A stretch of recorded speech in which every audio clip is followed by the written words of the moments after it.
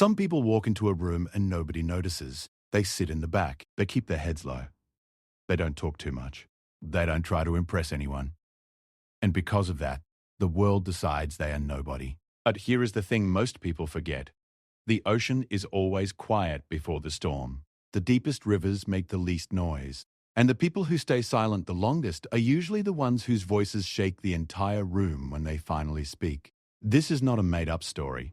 This is not something written to make you feel good for 5 minutes and then forget. This is a real story about a young man who walked into a military academy with nothing but a small bag, worn-out shoes, and a dream that people laughed at. They looked at him and saw weakness. They looked at him and saw someone who did not belong. They asked him one question with smiles on their faces. "New cadet?"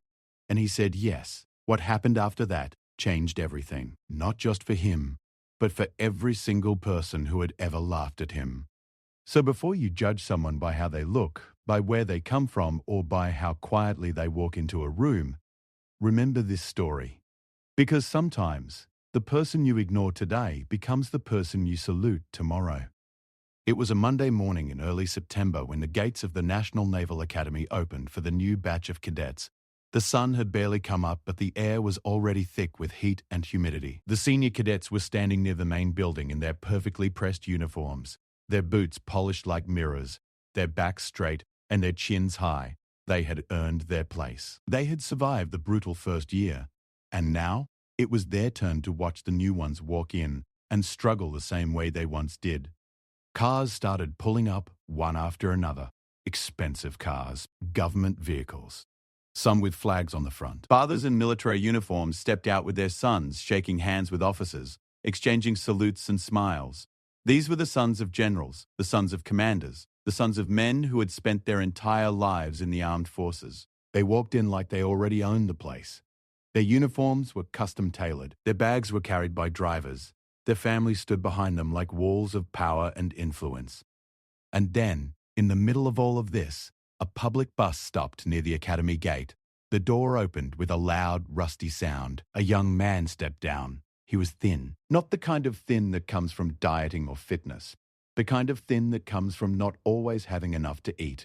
His clothes were clean but old. His shoes were polished, but the leather was cracked in several places. He carried one bag. Just one. It was a cloth bag, not a leather suitcase. He held it close to his body like it contained everything he had in the world. And maybe it did. His name was Farhan. He was 20 years old. He came from a small village near the coast, a place most people had never heard of. A place where fishermen woke up before dawn and came home after dark, smelling of salt and sweat. His father was one of those fishermen. His mother washed clothes for the wealthier families in town.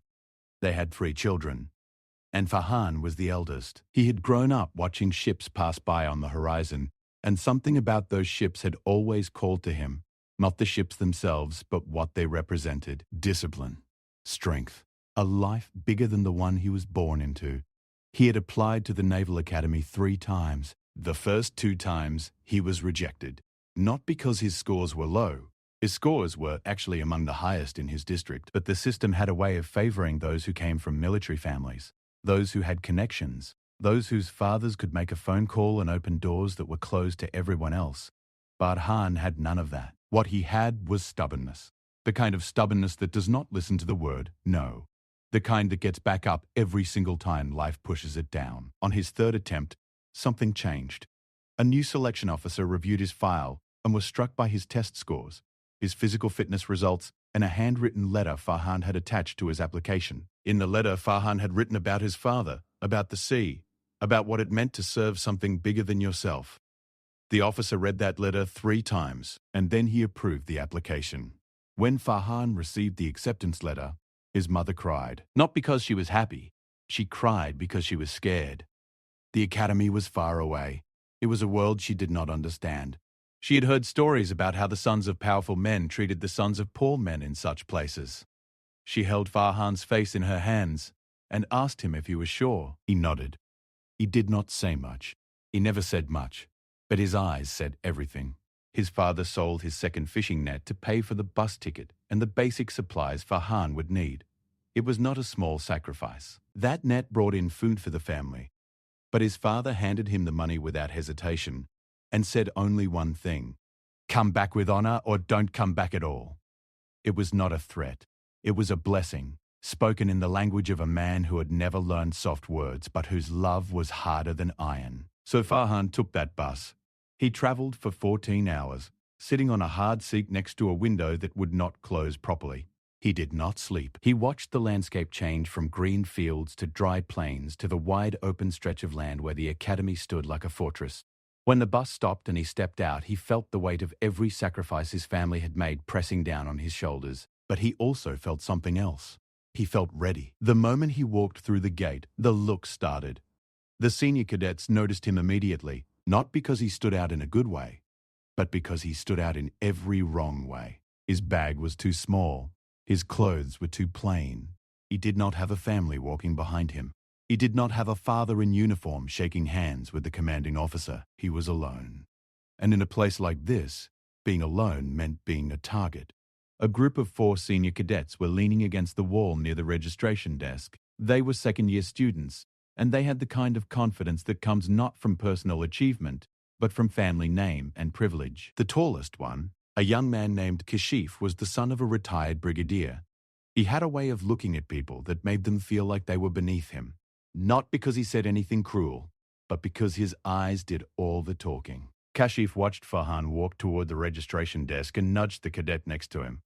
"Look at that," he said, his voice low but loud enough for the others to hear. "Did they start accepting charity cases now?" The others laughed. Not loudly, just enough to make the air feel hostile. Farhan heard them. He was not deaf. He was not blind. He saw the way they looked at him. He understood what those looks meant. He had seen those looks his entire life.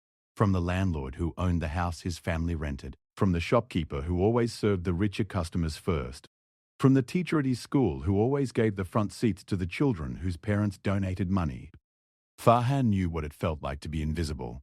But he also knew something those senior cadets did not. Being invisible had its advantages. When no one is watching you, no one sees you preparing. No one sees you getting stronger. And by the time they finally notice you, it is already too late. He walked up to the registration desk and placed his documents on the counter. The officer behind the desk was a middle-aged man with reading glasses and a cup of tea that had gone cold. He flipped through the papers, checked the photo, looked at Farhan, and then looked at the papers again. "Farhan Ahmed," he read out loud. "Yes, sir." "Father's occupation?" "Fisherman, sir." The officer paused for a moment, then looked up at Farhan with an expression that was hard to read. It was not pity. It was not admiration. It was something in between. Like the man had seen 100 young men like Farhan walk through this gate, and he knew what was waiting for them. He stamped the form, handed Farhan a room assignment, and said, "Barracks C, Room 17, report to the parade ground at 0600 tomorrow." Farhan picked up his bag and turned to leave. As he walked past the group of senior cadets, Kashif stepped forward, blocking his path. Not aggressively, just enough to establish dominance. He looked Farhan up and down, the way a customer looks at a product they have no intention of buying. "New cadet?" Kashif asked, his voice carrying the kind of amusement that comes from knowing you are more powerful than the person standing in front of you. Farhan looked at him. He did not lower his eyes. He did not look away. He met Kashif's gaze directly and said, "Yes." Kashif tilted his head slightly. He was not used to new cadets looking him in the eye. Most of them looked down. Most of them stammered. This one did neither. It bothered Kashif, though. He would never admit it. He smiled, but it was not a friendly smile. "Welcome to hell," he said. Then he stepped aside and let Farhan pass. The barracks were old, but solid. The walls were thick concrete, painted a shade of green that had faded over the years into something that looked like dried moss. The hallways were narrow and smelled of disinfectant and boot polish. Farhan found room 17 at the end of a long corridor. The door was open. Inside there were 2 metal beds, 2 small lockers, and 1 window that looked out onto the parade ground. The room was bare, no decorations, no comforts. Just the essentials. His roommate was already there, a stocky young man with a round face and nervous eyes. His name was Bilal, and he came from a middle-class family in the city. His father was a retired army clerk, not a high-ranking officer, but someone who understood the military system well enough to get his son through the door. Bilal was sitting on his bed unpacking a bag that was clearly too full. Clothes, toiletries, snacks, a framed photo of his family, and a small prayer rug were all crammed inside. He looked up when Farhan walked in and immediately smiled. It was the kind of smile that said, "I'm just as scared as you are, and I'm glad I'm not alone." "You're my roommate?" Bilal asked. "Looks like it," Farhan said, setting his bag on the other bed. "I'm Bilal. Where are you from?" Farhan told him. Bilal had never heard of the village, but he nodded as if he had, because he was the kind of person who did not want to make anyone feel bad. They talked for a few minutes, exchanging basic information. Bilal did most of the talking. Farhan listened. That was the dynamic that would define their friendship for the months to come. Bilal talked. Farhan listened, and somehow they understood each other perfectly. That night, Farhan lay in his bed staring at the ceiling. The mattress was thin and the pillow was flat, but he had slept on worse, much worse. He thought about his mother, about whether she was worrying about him right now. He thought about his father, about whether the fish had been good today. He thought about his younger brother and sister, about whether they had enough to eat for dinner. And then he thought about tomorrow. About the parade ground. About the training that would begin. About the looks and the comments and the laughter that he knew would follow him everywhere he went in this place. He took a deep breath and closed his eyes. He was not afraid. Fear was a luxury for people who had something to lose. Farhan had nothing to lose. He had already lived through the hardest parts of life: hunger, rejection, being told he was not good enough, being told he did not belong. Those things had not broken him. They had built him, layer by layer, like the hull of a ship, until he was strong enough to face whatever storm was coming. The first week at the academy was designed to break the new cadets down. Everyone knew this. The senior instructors knew it. The senior cadets knew it. Even the new cadets themselves had been warned by older relatives and friends. But knowing something and experiencing it are two very different things. The mornings began at 5 o'clock with a whistle that could wake the dead. The cadets had exactly 7 minutes to get dressed, make their beds with hospital corner precision, and line up on the parade ground. Anyone who was late did push-ups until their arms gave out. Anyone whose bed was not perfect did push-ups until their arms gave out. Anyone who spoke without being spoken to did push-ups until their arms gave out. The message was clear. In this place, perfection was the minimum standard, and failure was not tolerated. The physical training was brutal. 5-mile runs before breakfast, obstacle courses that left cadets with bruises and scraped knees, swimming drills in the academy pool where instructors deliberately created chaos by shouting conflicting orders to test who could stay calm under pressure. Then came the classroom sessions, where the cadets were expected to absorb dense material on naval strategy, military history, navigation, and weapons systems. And after that, more physical training. Then dinner. Then study hour. Then lights out. Then it started all over again. Most of the new cadets struggled, even the ones from military families. The ones who had been prepared their entire lives for this found themselves pushed to limits they did not know they had. Some cried at night when they thought no one could hear. Some called their parents from the one payphone in the barracks and begged to come home. 2 cadets dropped out within the first 3 days. But Farhan did not struggle. Or rather, he struggled differently. The physical training was hard, but his body was used to hard work. He had spent his childhood hauling fishing nets, carrying buckets of water up a hill, and walking miles to school on an empty stomach. His muscles knew pain the way an old friend knows your face. The running, the obstacle courses, the swimming, all of it was difficult, but it was not new. His body had been preparing for this his entire life without knowing it. What was harder for Farhan was the social environment. The academy was a small world with its own hierarchy, and at the top of that hierarchy were the cadets from wealthy and well-connected families.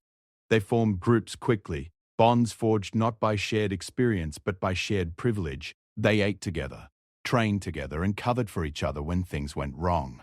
Farhan was not part of any group. He had Bilal, who was kind but also struggling to find his own footing.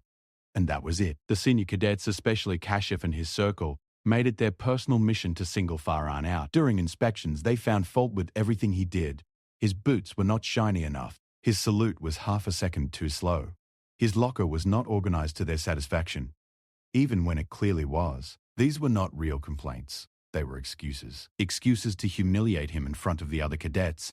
Excuses to remind him every single day that he did not belong here. One evening, after a particularly harsh inspection where Kashif had made Farhan redo his bed 5 times in front of everyone, Bilal sat next to Farhan in the mess hall and asked him a question that had been bothering him for days. "Why don't you say anything? Why don't you fight back?" Farhan looked at his plate of rice and lentils and said nothing for a long time. Then he said, "My father once told me something." He said, "The sea does not argue with the rocks. It just keeps coming. Day after day, wave after wave, and one day the rocks are smooth, and one day the rocks are gone." Bilal stared at him. He did not fully understand the metaphor at the time, but he would. Eventually, he would understand it perfectly, because what Farhan was doing was not suffering in silence. He was not being passive. He was being patient. And there is a very big difference between the two. The weeks passed, and something started to change. Not in the way people treated Farhan. That stayed the same. The looks, the comments, the extra inspections, all of that continued. What changed was the scoreboard. Every academy keeps track of its cadets' performance. Physical fitness scores, academic grades, tactical assessments, everything is measured and recorded. And slowly, quietly, without anyone really noticing at first, Farhan's name started climbing. Not in dramatic leaps, but in steady, consistent steps, like a tide coming in. You do not notice it wave by wave, but eventually, you look up, and the beach is gone. He finished first in the 5-mile run during the 4th week, not by a large margin, just 3 seconds ahead of the next cadet. But he finished first. The instructor noted it. The other cadets noticed it. Kashif noticed it. No one said anything, but the air shifted just slightly, like the moment before a storm when the wind changes direction and the birds go quiet. In the classroom, his scores were consistently in the top 5. He had a memory that worked like a trap. Once something went in, it did not come out. Dates, strategies, coordinates, regulations. He absorbed everything with a quiet intensity that unnerved some of the instructors. One of them, a retired commander named Malik, pulled Farhan aside after class one day and said, "Where did you learn to study like this?" Farhan thought about it and said, "I only had one textbook in school, sir, so I had to remember everything the first time I read it." Commander Malik looked at him for a long time, then nodded and walked away. But from that day on, he kept an eye on Farhan. Not the way the senior cadets kept an eye on him, looking for weaknesses to exploit, but the way a gardener watches a plant that might just turn out to be something extraordinary. By the end of the 2nd month, the rankings were updated and posted on the main notice board for everyone to see. Cadets gathered around it the way people gather around the results of an exam, some confident, some nervous, some already knowing they had failed. When the crowd cleared, one name sat at the very top of the list for the new intake, Farhan Ahmed. No one laughed this time. No one made any comments. The hallway was quiet. Kashif stood at the back of the crowd, his arms crossed, his jaw tight. He looked at the name on the board and felt something he was not used to feeling. It was not anger. It was not jealousy. It was something worse. It was doubt. For the first time in his life, Kashif wondered if the thing that made him special was not his ability, but his family name. And if that was true, then what did it say about him? Farhan did not celebrate. He did not even look at the board for more than a few seconds. He went back to his room, sat on his bed, and wrote a letter to his mother. He told her he was fine. He told her the food was good. He told her not to worry. He did not tell her about the rankings. He did not tell her about the bullying. He did not tell her about the loneliness. He told her the only thing that mattered, that he was still here, that he had not given up, that he was still coming home with honor. He folded the letter, put it in an envelope, and placed it on his desk to mail the next morning. Then he lay back on his bed and stared at the ceiling again. The same ceiling, the same thin mattress, the same flat pillow. But something was different now. The ceiling did not feel as far away as it used to. And for the first time since he arrived, Farhan allowed himself to believe that maybe, just maybe, he was exactly where he was supposed to be. Outside, the wind picked up. The flag on the parade ground snapped against its pole.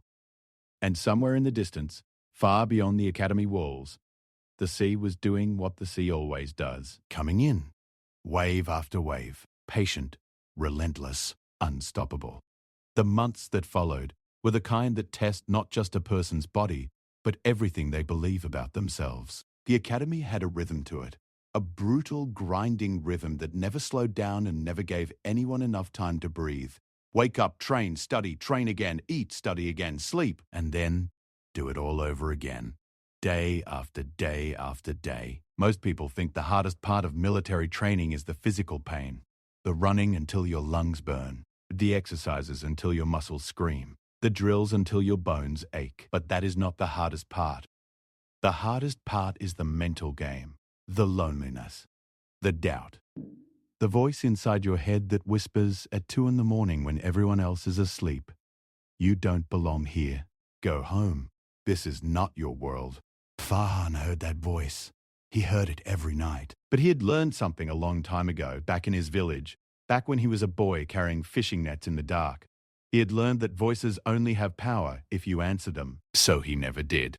3 months into the program, the Academy announced the first major field exercise of the year. It was called Operation Iron Tide, and it was a tradition that had been running for over 2 decades. The exercise was designed to simulate a real naval mission. Cadets were divided into teams, each assigned a specific objective.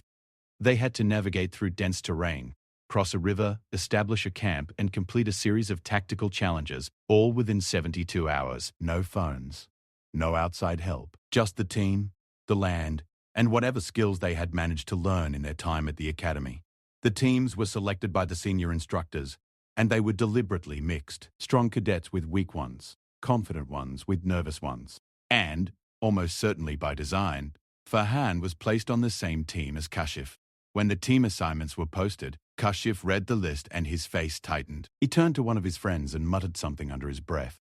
His friend laughed. Farhan, standing a few feet away, heard the laughter but did not react. He had stopped reacting to Kashif's noise a long time ago. It was background sound now, like wind or traffic, present but meaningless. The team had 8 members in total. Kashif, by virtue of his seniority and his family name, assumed the role of team leader. Nobody challenged this. Nobody even questioned it. That was how things worked in the academy. Leadership was not earned. It was inherited. At least, that was how it had always been.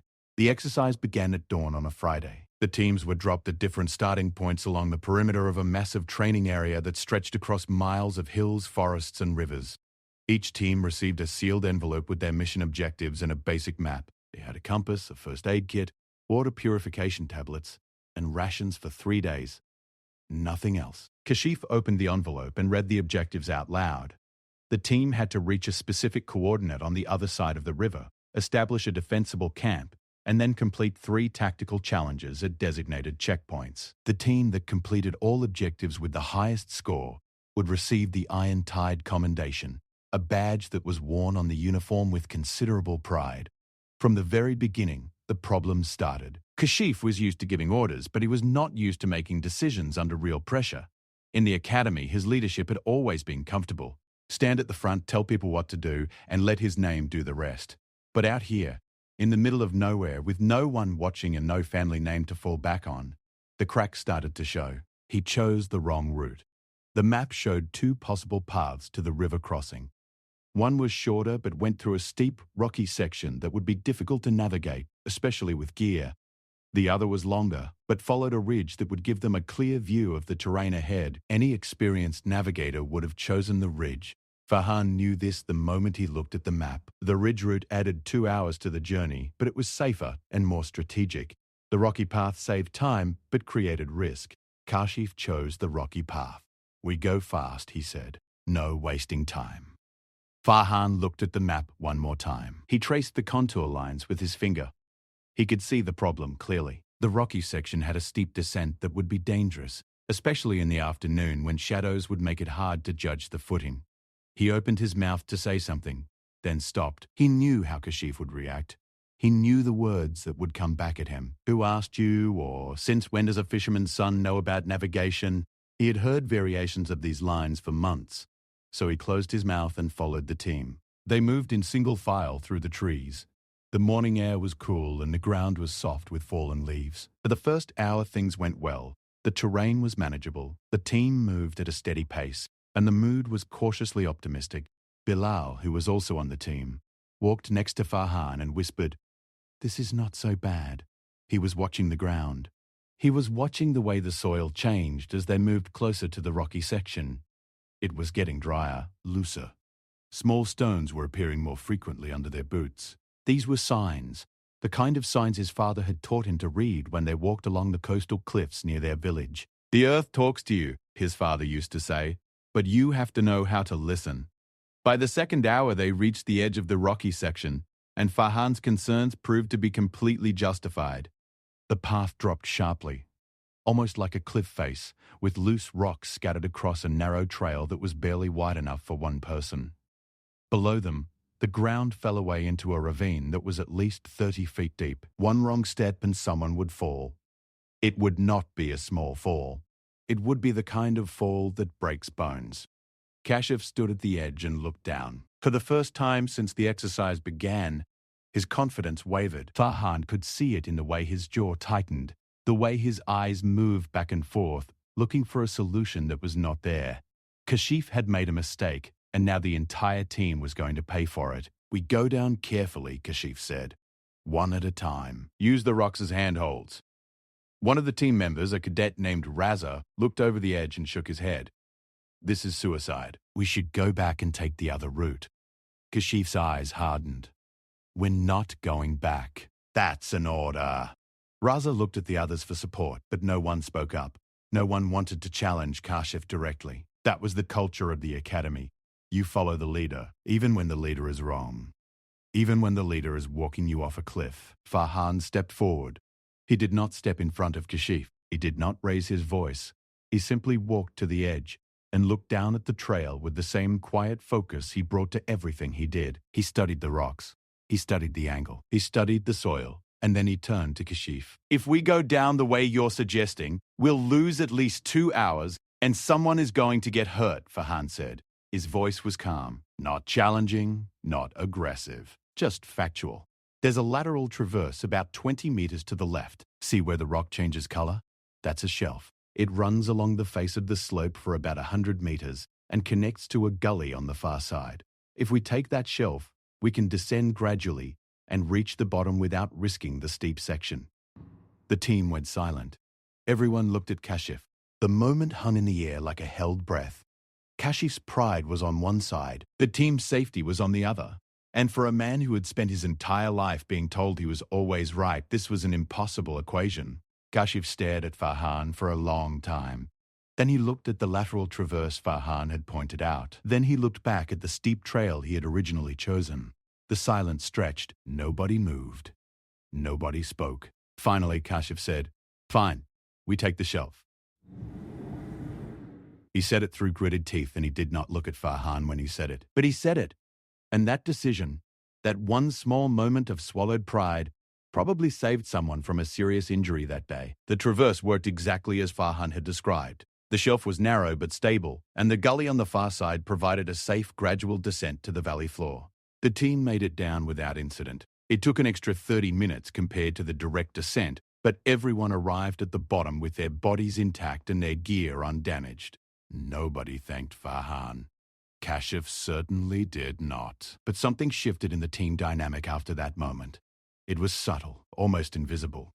But the other cadets started looking at Farhan differently, not with the same dismissive amusement they had shown before, but with a quiet curiosity, like they were seeing him for the first time. The river crossing was the next challenge, and this is where things got truly difficult.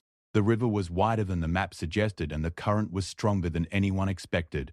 Recent rains upstream had swelled the water, turning what should have been a manageable crossing into something genuinely dangerous.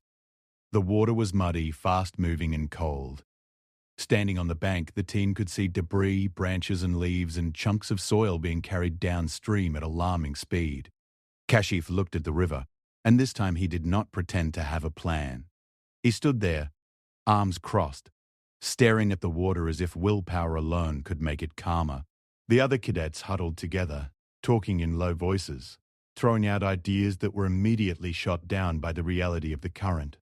Farhan walked along the bank alone. He walked upstream for about 200 meters, studying the river, studying the banks, studying the way the water moved. He was doing something none of the other cadets knew how to do. He was reading the water. This was not something he had learned at the academy. This was something he had learned from his father. Every fisherman's child knows how to read water. They know that the surface tells only half the story. The real information is in the speed of the current, the color of the water, the pattern of the ripples, and the shape of the bank. He found what he was looking for about 150 meters upstream. A natural narrowing of the river where the banks came closer together, and more importantly, a line of large rocks just below the surface. They were not visible from the original crossing point, but from this angle, Farhan could see the way the water broke slightly over their tops, creating a series of small V-shaped ripples that pointed downstream. These rocks formed a natural ford. The water would still be waist deep, but the current would be manageable because the rocks would break its force. He walked back to the team and described what he had found. This time, Kashif did not argue. He did not even hesitate. He just nodded and said, "Show us." They crossed the river at Farhan's ford. It was not easy. The water was cold and the footing was slippery, but the rocks did exactly what Farhan said they would. They broke the current, creating pockets of calmer water where the cadets could brace themselves and move from one rock to the next. The entire team made it across in under 40 minutes. When they reached the other side, soaking wet and breathing hard, there was a moment of collective relief that bordered on joy. Bilal actually laughed. Even Raza, who had barely spoken since the rocky section incident, clapped Farhan on the back and said, "You're full of surprises, brother." Farhan said nothing. He wrung the water out of his shirt and kept moving. But inside, in a place he never showed anyone, something warm flickered to life. It was not pride. It was belonging. For the first time since he arrived at the academy, he felt like he was part of something, like the team saw him not as the fisherman's son, not as the charity case, but as one of them. It was a small feeling, brief, but it was real. The tactical challenges at the checkpoints tested different skills. One required the team to decode a series of encrypted messages using a cipher they had studied in class. Another required them to build a shelter that could withstand simulated mortar fire. The third was a navigation challenge, where the team had to reach a hidden marker using only a compass and a set of cryptic clues. Farhan excelled at all three, but it was the navigation challenge that truly set him apart. The clues were designed to be confusing, leading teams in circles if they did not pay close attention. Most teams, they would learn later, spent hours going back and forth, arguing over interpretations, before finding the marker. Farhan's team found it in under 90 minutes. Because Farhan did something simple. Instead of overthinking the clues, he went back to basics. He used the sun, the shadows, the direction of the wind, and the lay of the land. The same techniques his father used to navigate the open sea without any instruments. The same techniques that generations of fishermen had used before GPS, before satellites, before anyone even drew a map. When the exercise ended on Sunday evening, all teams returned to the assembly point exhausted, dirty, and sore. The results were announced the following Monday. Farhan's team won the Iron Tide Commendation. They had the highest combined score of all the teams, and while the commendation officially belonged to the entire team, everyone knew who had earned it. The other teams knew it. The instructors knew it. Even Kashif knew it, though he would chew glass before admitting it out loud. Commander Malik, the instructor who had been watching Farhan since the classroom incident, was among the evaluators. He had followed the exercise reports carefully, and what he saw confirmed something he had suspected for weeks. Farhan was not just a good cadet. He was something rarer. He was a natural leader. The kind of leader who does not announce himself. The kind who leads from behind, from beside, from wherever he is needed most. The kind who does not need a title or a rank to make people follow him. They follow him because when everything falls apart, he is the one standing calm in the middle of the chaos, pointing the way out. After the results were announced, Commander Malik made a phone call. It was a short call, no more than 3 minutes. He spoke to someone in a quiet voice, and the only words that could be overheard by anyone passing by were, "You need to see this one, sir." Nobody knew who he was talking to. Nobody paid attention to the call at all. It was just another phone call on a busy Monday morning at a busy academy. But that call set something in motion, something that would arrive at the academy gates in a few weeks and change the course of Farhan's life in a way that none of them, not Farhan, not Kashif, not Bilal, not even Commander Malik, could have fully predicted. In the days following the exercise, the atmosphere around Farhan changed again. The open mockery had stopped. It had been dying slowly for weeks, killed by Farhan's consistent performance, and the Iron Tide exercise had put the final nail in its coffin. The cadets who used to snicker when he walked past now gave him a nod. Some even sought his help with navigation assignments or tactical problems. Farhan helped everyone who asked. He did not hold grudges. He did not remind anyone of how they had treated him. He simply helped, quietly and thoroughly, the same way he did everything. But Kashif had not changed.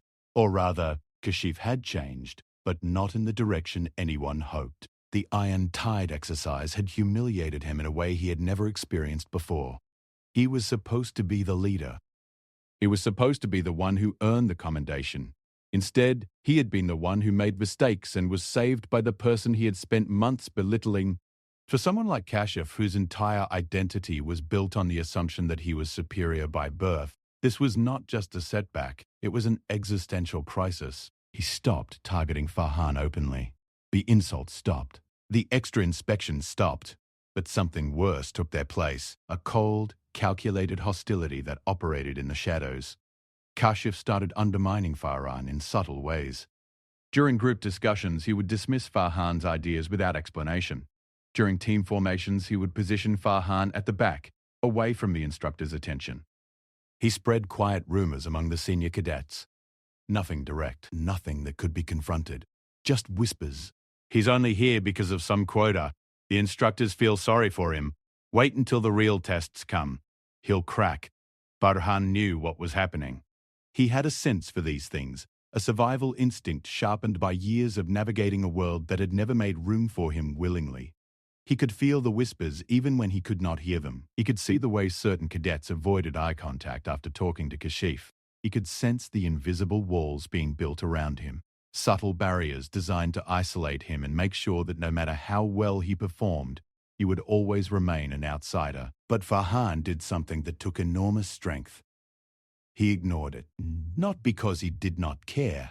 He cared deeply. The loneliness was real. The frustration was real. There were nights when he lay in his bed and felt a weight on his chest that had nothing to do with physical exhaustion. It was the weight of being constantly judged, constantly tested, constantly required to prove himself in ways that no one else was required to. But he had made a promise, not to the academy, not to the instructors, to his father, come back with honor. That promise was louder than any whisper, stronger than any wall. And as long as that promise lived in his chest, nothing, not Kashif, not the rumors, not the loneliness, nothing could break him. One evening, about a week after the exercise, Bilal found Farhan sitting alone on the steps behind the barracks, looking out at the parade ground. The sun was setting, painting the sky in shades of orange and red, and the flag was a dark silhouette against the light. Bilal sat down next to him without saying anything. They sat in silence for a few minutes. Then Bilal said, "You know what I've noticed about you? You never complain. Ever. About anything. I've been here the same number of days as you, and I've complained about the food, the beds, the instructors, the weather, Kashif, everything. You haven't complained once. Not one single time. How is that possible?" Farhan looked back at the parade ground. The flag was snapping in the evening wind, a sound that had become so familiar, it was almost like music. He thought about the question for a while, not because he did not know the answer, but because he was deciding whether to share it. "When I was a kid," he finally said, "we had a storm one year, a big one. It destroyed my father's boat, his only boat. Without the boat, there was no fishing. Without fishing, there was no money. Without money, there was no food. My mother cried for 3 days straight. My father did not cry, not once. He went to the beach every morning and collected the broken pieces of his boat, plank by plank, nail by nail. And he rebuilt it. It took him 4 months. He worked on it every single day. He did not complain. He did not blame anyone. He did not ask for help. He just worked. And when the boat was finished, it was better than the original, stronger, because he had learned from the first one's weaknesses." Farhan paused. "I don't complain because complaining is just talking to the air. It doesn't build anything. It doesn't fix anything. My father taught me that. You want to change your life, don't talk about it. Build it. plank by plank, nail by nail. Bilal stared at him, and in that moment, sitting on those cold concrete steps with the sun going down and the flag snapping overhead, Bilal understood something he had been too blind to see before. Farhan was not just surviving the academy. He was not just getting through it. He was building something, something invisible, something that the rankings and the commendations could only hint at. He was building himself into something that no one, not Kashif, not the system, not the world itself, could ever take away from him. The weeks continued. The training intensified. New challenges came and went. Winter arrived, bringing cold winds that cut through the barracks like blades. The cadets trained in the cold, their breath visible in the air, their fingers numb inside their gloves. And through it all, Farhan remained at the top. Consistent, relentless, quiet. Then one morning, something unusual happened. The academy received a notification that sent a ripple of activity through every level of the administration. An official visit was scheduled, not a routine inspection by some mid-level bureaucrat. This was something different. This was a visit from the highest levels of the Naval Command, the kind of visit that happened once in several years, the kind that made commanding officers lose sleep and senior instructors triple-check everything from the cleanliness of the bathrooms to the alignment of the flagpole. The cadets were told to prepare. Uniforms were to be immaculate. The parade ground was to be spotless. Every barracks room was to be inspection-ready at all times. They were told that a very senior officer would be visiting the academy in 2 weeks, and that the entire battalion would be on parade for review. Rumors flew immediately. Some said it was a routine morale visit. Others said it was an evaluation that could affect the academy's funding. A few cadets, the ones with parents in the military, heard whispers through family channels and passed them down the chain of gossip with breathless excitement. The visitor was an admiral. Not just any admiral. It was Admiral Tariq Hussein, the Chief of Naval Staff, the highest-ranking officer in the entire Navy. A man whose name was spoken with a reverence that bordered on awe. A man who had commanded fleets, survived combat, and shaped the naval strategy of the country for over a decade. He was coming to the academy, and he was coming for a reason that nobody, except perhaps Commander Malik, fully understood. The 2 weeks before the visit were the most intense the cadets had ever experienced. Every minute of every day was devoted to preparation. Drill practice, uniform inspection, more drill practice, more uniform inspection, more cleaning. The instructors were on edge. The commanding officer of the academy, a rear admiral himself, walked the grounds daily, pointing out imperfections that no human eye should have been able to detect. A scuff on a windowsill, a slightly crooked flag rope, a blade of grass that was taller than its neighbours on the parade ground. Nothing was good enough. Nothing was ever good enough when an admiral was coming. Farhan went through the preparations with the same steady focus he brought to everything. Farhan went through the path until they reflected the ceiling lights. He pressed his uniform until the creases were sharp enough to cut paper. He practiced his drill movements until every step, every turn, every salute was executed with mechanical precision. He did not know why the admiral was coming. He did not spend time thinking about it. He had learned long ago that worrying about things outside his control was a waste of energy. His control extended to his own performance. Everything beyond that was weather. You could not control it. You could only prepare for it. The night before the admiral's visit, Farhan lay in his bed one more time, staring at the same ceiling. Bilal was already asleep, snoring softly. The barracks were quiet except for the usual nighttime sounds, the creak of old pipes, the distant footsteps of the night guard, the wind against the windows. Farhan thought about his father, about the boat, about the storm, about the pieces scattered on the beach, about the patience it took to gather them, one by one, and build something new from the wreckage. He thought about how far he had come from that beach, how far he had come from the boy who stood at the water's edge and watched ships on the Rosaina, dreaming of a life he could barely imagine. Tomorrow, an admiral would walk onto the parade ground and review the cadets. Tomorrow, the most powerful man in the Navy would stand 50 feet away from a fisherman's son. And neither of them knew yet that this meeting, this single, unremarkable event in the schedule of a routine visit, would change everything. Farhan closed his eyes. He did not dream. He never dreamed. His mind was too disciplined for that. It shut down at night like a machine, conserving energy, preparing for the next day. But if he had dreamed, He might have dreamed of the sea, of the sound of waves, of his father's voice, rough and certain as stone. Come back with honor. He was going to. But honor, Farhan was about to discover, had a way of finding you before you found it. The morning of the Admiral's visit arrived with a sky so clear and blue that it looked like someone had polished it overnight. There was not a single cloud from one horizon to the other. The air was still and cold, the kind of cold that makes your skin tighten and your breath come out in small white clouds that disappear the moment they leave your lips. The entire academy was awake before the whistle blew. Nobody needed to be told to get up. The energy in the barracks was electric, a nervous, buzzing kind of energy that made everyone move a little faster and speak a little less. Farhan was already dressed when the whistle sounded. His uniform was perfect, not academy perfect. Something beyond that. The kind of perfect that comes from a person who understands that every detail matters because details are the only thing a man without connections can control. His boots were mirrors. His belt buckle caught the overhead light and threw it back. His beret sat on his head at the exact regulation angle, not a millimeter off. He looked at himself in the small, scratched mirror above the sink and saw not a fisherman's son, not a village boy. He saw a cadet.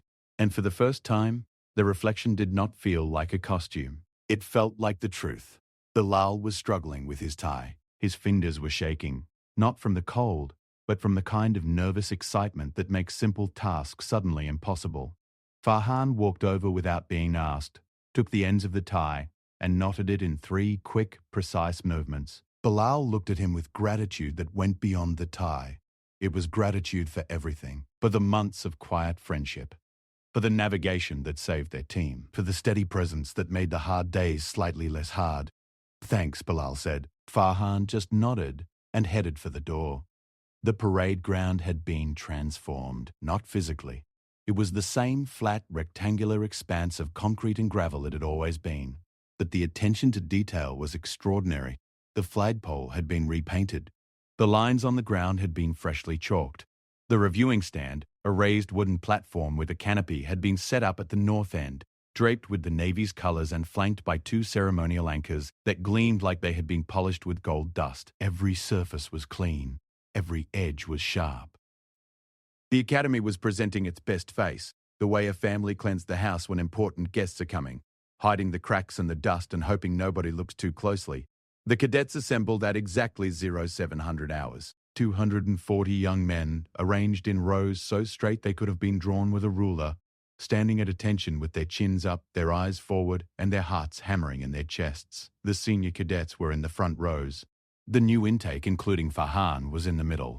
The instructors stood at the flanks, their faces set in expressions of stone-cold seriousness that dared anyone at all, to make a mistake. At 0730, a convoy of black vehicles appeared at the academy gate. 3 cars, moving in formation with small naval flags fluttering on their hoods.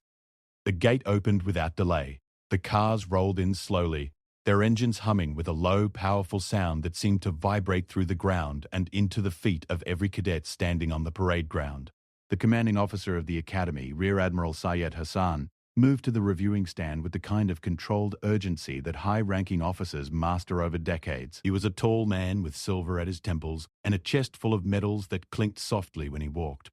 He had commanded this academy for 4 years, and in that time he had hosted several important visits. But this one was different. The Chief of Naval Staff did not visit academies for routine inspections. He visited for reasons. And those reasons were never small. The convoy stopped in front of the reviewing stand. The doors of the middle car opened, and Admiral Tariq Hussain stepped out. He was not what most of the cadets expected. The stories and the reputation had built an image in their minds of someone towering and thunderous, a man who filled rooms with his voice and crushed opponents with his gaze. The reality was different. Admiral Hussain was of average height. His build was lean, not muscular. His hair was completely white, cut close to his skull. His face was weathered, lined by years of sun and sea wind, with deep creases around his eyes that could have been from squinting against the ocean glare or from a lifetime of making decisions that carried the weight of other people's lives. He moved slowly, but with absolute purpose, like a man who never wasted a single step. When he looked at something, he looked at it completely, his dark eyes absorbing every detail with a quiet intensity that was far more unsettling than any shout or command could have been. He was accompanied by 2 aides and a flag officer, all of whom walked a respectful half-step behind him. As he approached the reviewing stand, Rear Admiral Hassan saluted crisply. Admiral Hussein returned the salute with the kind of economy that comes from having saluted and been saluted tens of thousands of times. The 2 men shook hands, exchanged a few words that no one else could hear, and then Admiral Hussein stepped up onto the reviewing stand. The parade began. 240 cadets moved as one. The drill was precise, rehearsed, and executed with the kind of synchronized perfection that makes military parades so mesmerizing to watch. Left turn, right turn, march, alt. Present arms. The boots hit the ground in unison, creating a single, rhythmic sound that echoed off the academy buildings like a heartbeat. The flag was raised, the anthem played. The cadets stood at attention, their eyes fixed on a point in the distance, their bodies locked in perfect stillness. Admiral Hussein watched from the reviewing stand, his expression unreadable. His eyes moved across the rows of cadets slowly, methodically, the way a hawk scans the ground below. He was not looking at the formation as a whole. He was looking at individuals, evaluating posture, focus, discipline, and something else, something harder to define. He was looking for something that could not be taught in a classroom or drilled on a parade ground. He was looking for the thing that separates a good soldier from a great one. And he had been looking for it long enough to recognize it when he saw it. After the parade, the schedule called for the Admiral to inspect the barracks, tour the facilities, and attend a briefing on the Academy's performance metrics. It was standard protocol, the kind of agenda that could put even a senior officer to sleep. But there was one additional item on Admiral Hussein's schedule that was not part of the standard protocol. One item that had been added at his personal request after a phone call he had received several weeks earlier from a retired commander named Malik. The item read simply, "Review of top-ranked cadets." The commanding officer had been informed of this request and had prepared a shortlist, the top 5 cadets from the current intake, based on their combined physical, academic, and tactical scores, were to be presented to the Admiral for individual review. This was unusual but not unheard of. Senior officers sometimes took a personal interest in exceptional cadets, particularly those who might be candidates for specialized programs or early commissions.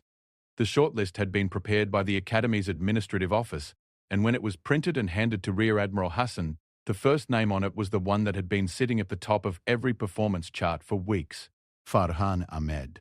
The individual reviews were scheduled for the afternoon, in the Academy's main conference room. The 5 cadets were informed during the lunch break. Each of them would have 10 minutes with the Admiral. They were told to answer questions honestly, clearly, and concisely.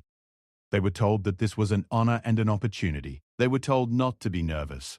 Farhan received the notification from his battalion commander, a senior cadet who delivered the message with a mixture of respect and barely concealed surprise. "You're first on the list," the senior cadet said. "The Admiral wants to see you at 1400 hours. Don't be late." Farhan nodded. "Yes, sir." When the senior cadet left, Bilal nearly fell off his bed. "The Chief of Naval Staff wants to talk to you personally." "Do you know what this means?" Farhan looked at him calmly. "It means I have a meeting at 2 o'clock. Bilal stared at him, then burst out laughing. "You are the most impossible person I have ever met." The news spread through the Academy in minutes. In a place where gossip travels faster than radio signals, the fact that a first-year cadet from a fishing village was being personally reviewed by the Chief of Naval Staff was the most extraordinary thing anyone had heard in years. The reactions were mixed. Some cadets were impressed, some were confused, some were jealous. And Kashif, when he heard the news, felt something collapse inside him. Something that had been cracking for weeks finally gave way. It was the belief, held since childhood and reinforced by every privilege and advantage he had ever been given, that people like him were meant to be at the top, and people like Farhan were meant to be below. That belief, which had been the foundation of his entire identity, crumbled, and in its place was nothing. Just a hollow, echoing emptiness that Kashif had no idea how to fill. At 1400 hours, Farhan stood outside the conference room door. His uniform was still perfect. His boots were still mirrors. His heart was beating faster than normal, but his face showed nothing. He had learned this skill from the sea itself. The surface can be calm even when the currents underneath are raging. The door opened. An aide gestured for him to enter. The conference room was large. with a long table in the center and portraits of former naval chiefs hanging on the walls. At the far end of the table sat Admiral Tariq Hussein, alone. His aides had been asked to wait outside. His cap was on the table in front of him, and he held a manila folder that Farhan recognized instinctively as a personnel file, his file. Farhan marched to the table, stopped at the regulation distance, and saluted. "Cadet Farhan Ahmed, reporting as ordered, sir." Admiral Hussein looked at him. Not a quick glance, a long, measured look that seemed to take in everything. The uniform, the posture, the face, the eyes, especially the eyes. Then the Admiral said something that Farhan did not expect. "Sit down, son." The voice was quiet, not commanding, not harsh, quiet. Like a man who had spent so many years giving orders that he no longer needed to raise his voice for anyone to listen. Farhan sat in the chair across from the Admiral, his back straight, his hands on his knees. Admiral Hussein opened the file and looked at it for a moment. Then he closed it and pushed it aside, as if the numbers and evaluations it contained were not what he was interested in. He leaned back in his chair and studied Farhan again. "Commander Malik tells me you read water," the Admiral said.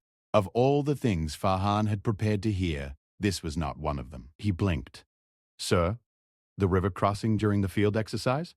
He says you read the water like a fisherman. Found a ford that nobody else could see. Is that true?"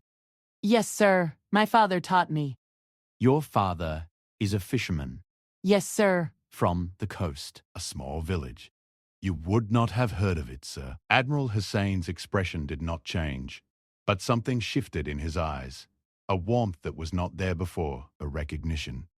"Try me," he said. Farhan told him the name of the village, and the Admiral smiled. Not a big smile, just a small movement at the corners of his mouth. The kind of smile that carries a story behind it. "I know that village," Admiral Hussein said. Farhan's composure, the unshakable calm that had carried him through months of mockery and hardship, cracked.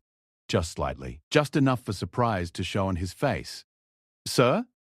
The Admiral leaned forward. "I grew up 30 kilometers from your village, in a town just up the coast. My father was not a fisherman, he was a mechanic.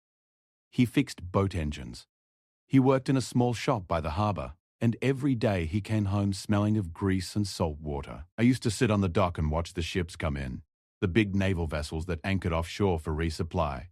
I watched them and I thought, one day, I'm going to be on one of those ships." People laughed at me. A mechanic's son on a warship? They thought I was dreaming. The room was completely silent. Farhan sat frozen, his eyes fixed on the Admiral, his mind trying to process what he was hearing. "I joined the Navy as a junior rating," the Admiral continued. "Not even as an officer, as an enlisted sailor, the lowest rank there is. I scrubbed decks. I painted hulls. I cleaned latrines that made your barracks bathroom look like a luxury hotel. And every day, every single day, someone reminded me that I did not belong, that I was not from the right family, that I did not have the right connections, that I should know my place." Admiral Hussein paused. He looked at the file on the table, the file that contained Farhan's story in cold numbers and clinical assessments. Then he looked back at Farhan. "But I did not know my place, because my place had not been built yet. I had to build it myself, the same way your father builds his boat, plank by plank." Farhan's breath stopped. He had not told anyone at the academy about the boat story, except Bilal. He had certainly not written it in any report. The coincidence of the Admiral using the same metaphor was so strange and so perfect that it felt less like coincidence and more like something else. Like a message from the universe, like proof that the path Farhan was walking had been walked before by someone who understood. "I read your file," Admiral Hussein said. "Top scores across every category. First in physical fitness, first in navigation. Iron Tide commendation. Commander Malik says you're the best natural leader he has seen in 20 years of instructing. And you did all of this with no family in the military, no connections. No advantages. Just yourself." He let those words hang in the air for a moment. Then he said, "Do you know why I came to this academy today?" "No, sir. I came because Commander Malik called me. He told me there was a cadet here who reminded him of someone. When I asked who, he said, 'You, sir, 30 years ago.' So I came to see for myself." Farhan did not know what to say. For the first time in as long as he could remember, words failed him. His throat felt tight, his eyes felt hot.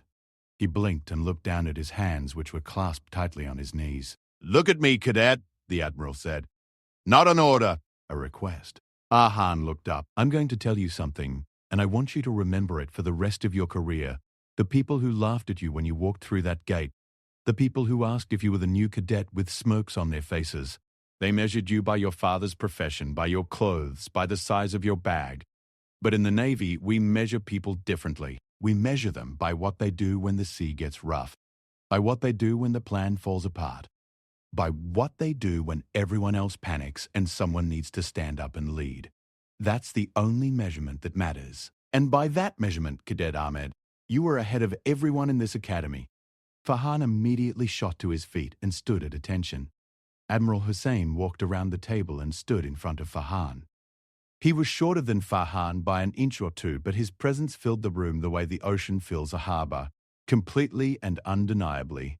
"I'm recommending you for the Admiral's Scholarship Program," he said. "It's a full sponsorship for advanced officer training, including a year of study abroad. It's given to one cadet every 2 years.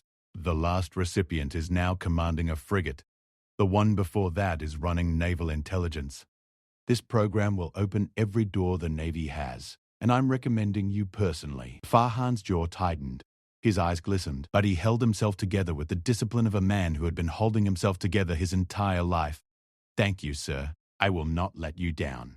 "I know you won't," the Admiral said, "because you are not doing this for yourself. Men who do things for themselves give up when it gets too hard. You are doing this for your father, for your mother, for that village. And men who carry other people's dreams on their shoulders do not break. They cannot afford to." Admiral Hussein extended his hand, not for a salute, for a handshake. An admiral offering his hand to a first-year cadet was almost unheard of. It was a gesture that went beyond protocol, beyond tradition, beyond rank. It was one man saying to another, "I see you, I know your struggle, and I respect you." Farhan shook his hand. His grip was firm, steady. The hand of a fisherman's son, the hand of a future officer. The Admiral left the conference room and rejoined his aides. The next 4 cadets had their reviews, all of which were professional and cordial, but none of which lasted as long or carried the same weight as the first one. Nobody outside the conference room knew what had been said, not yet, but news of what happened next spread through the academy like wildfire. Before Admiral Hussein left the academy that evening, he requested one final event. He wanted to address the entire cadet battalion on the parade ground. This was not on the schedule. The commanding officer scrambled to arrange it, and within 30 minutes every cadet in the academy was back on the parade ground, standing at attention under a sky that was turning gold and purple with the setting sun. The Admiral stood on the reviewing stand and looked out at the rows of young faces. He spoke without notes. "I have visited many academies in my career," he began. "I have seen many cadets. Some of you come from families with long military traditions. Some of you have names that open doors. That is not a bad thing. Tradition and legacy are powerful forces, and you should be proud of them. But I want to tell you something that I have learned in 40 years of service. The Navy does not care about your father's rank. The sea does not care about your last name. When a storm hits and the ship is rolling and the crew is looking to someone for direction, nobody checks your family tree. They look for the person who is calm, the person who knows what to do, the person who leads not because of who they are, but because of what they are made of." He paused. The parade ground was so silent that the snap of the flag sounded like a gunshot. "Today I met a cadet who walked through the gates of this academy with nothing but a cloth bag and a dream. I'm told that some of you found this amusing. I'm told that some of you laughed and asked if he was the new cadet as if the question itself was a joke. I want you to know that this cadet has earned the highest combined scores in this academy's current intake. He led his team to the Iron Tide Commendation, and as of today, he is my personal recommendation for the Admiral's Scholarship Program." A wave of murmuring went through the cadets. Heads turned. Eyes searched. Everyone knew who the Admiral was talking about. Farhan stood in his row, eyes forward, face expressionless, his heart pounding so hard he could feel it in his fingertips. So the next time you think about judging someone by where they come from, Admiral Hussein said, his voice carrying across the parade ground with the calm authority of a man who had commanded fleets. Remember this. The greatest officers I have ever served with did not come from palaces. They came from places you have never heard of. They came from families that had nothing to give them except values. And those values, discipline, humility, perseverance, those are the things that make a navy strong. Not money, not connections, not names. He stopped. He looked directly at the section of the formation where Farhan was standing, and though hundreds of cadets stood between them, it felt as if the Admiral was speaking to him alone. "Carry on," the Admiral said. He stepped down from the reviewing stand, returned to his vehicle, and the convoy pulled away from the academy. The gates closed behind it. The cadets were dismissed, and the parade ground emptied. But nobody moved quickly. Nobody shouted or joked or rushed to the mess hall. They walked slowly, each of them carrying the weight of what they had just heard. Some felt inspired. Some felt ashamed. Some felt both at the same time. Kashif stood on the parade ground long after everyone else had left. He stood there in the fading light, looking at the spot where the Admiral had stood, and he felt something he had never felt before. It was not hatred. It was not jealousy. It was a reckoning. A brutal, honest reckoning with the truth that he had spent his entire life standing on a platform built by his father, and he had mistaken the height of the platform for his own stature. He looked down at his polished boots, at his perfectly pressed uniform, and for the first time, he saw them for what they were. A costume. The same kind of costume he had always accused Farhan of wearing. The difference was that Farhan had outgrown his, and Kashif had not even started to. He turned and walked toward the barracks. As he passed Farhan's room, the door was open. Farhan was sitting on his bed writing a letter. Kashif stopped in the doorway. Farhan looked up. The two men looked at each other for a long moment. There was no hostility, no challenge. Just two people standing on either side of a line that one of them had spent months drawing and the other had spent months erasing. Kashif opened his mouth, closed it, opened it again. "Congratulations," he said. The word came out rough, like it had been dragged over gravel, but it came out, and it was real. Farhan nodded. "Thank you." Kashif turned and walked away. It was not an apology. It was not a friendship, but it was a beginning, a crack in the wall. And sometimes that is all it takes. One crack, one moment of honesty, and the whole wall starts to come down. Farhan turned back to his letter.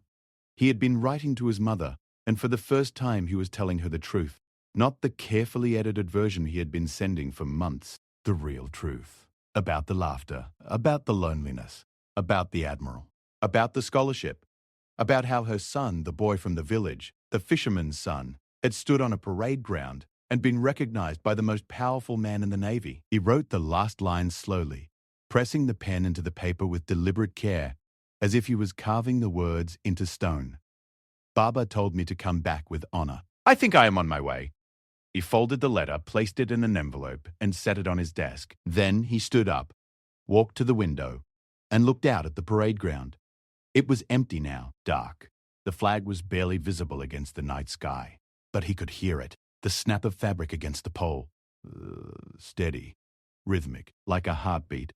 And beyond the academy walls, far in the distance, past the city and the plains and the hills, past everything that separated him from the life he had left behind, the sea was still there. The same sea his father fished in, the same sea he had watched as a boy, dreaming of ships and horizons. It was still there, doing what it had always done, coming in, wave after wave, patient, relentless, unstoppable, just like him. Farhan turned off the light and lay down on his bed, the thin mattress, the flat pillow, the same ceiling he had stared at on his first night. But nothing was the same. Everything had changed. Not because the world had changed around him, but because he had proven something that the world keeps trying to forget, that the measure of a person is not where they start. It is how far they are willing to go, how much they are willing to carry, how quietly they are willing to build, while everyone around them is busy making noise. They had laughed and asked, "New cadet?" And the Admiral's call stopped everything. Not because the Admiral had power, not because the Admiral had authority, but because the Admiral had the one thing that no rank or title can give you. He had the truth. And the truth was standing right there in that formation, wearing polished boots and a perfect uniform, with the heart of a fisherman and the soul of a leader. The truth had a name, and the name was Farhan.